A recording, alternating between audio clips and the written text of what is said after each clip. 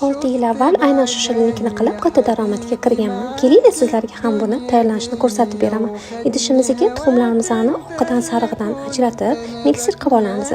So'ng bir piyola shakar solib, uni ham ko'pirtiramiz. Qattiq massa bo'lgach, tuxum sarig'iga yog' qo'shib, massaga qo'shib aralashtiramiz. Ketidan unga razrixitelь solib, uni ham solib aralashtirib olamiz.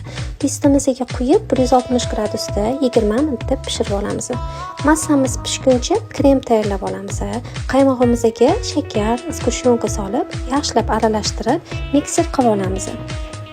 Qattiq morojenli krem bo'lishi kerak. Endi shirinligimizni yig'ishni boshlaymiz. Pishgan biskvitimizni ustidan kremimizni yarmini surib olamiz va bezelarni bir tekis qilib terib olamiz. Men tayyor bezelardan foydalandim. Ustidan yong'oq sepib olamiz va ustidan kremimizni yarmini mishokda chiqarib olamiz. Ustini ganash va maydalangan yong'oq bilan bezatib olamiz.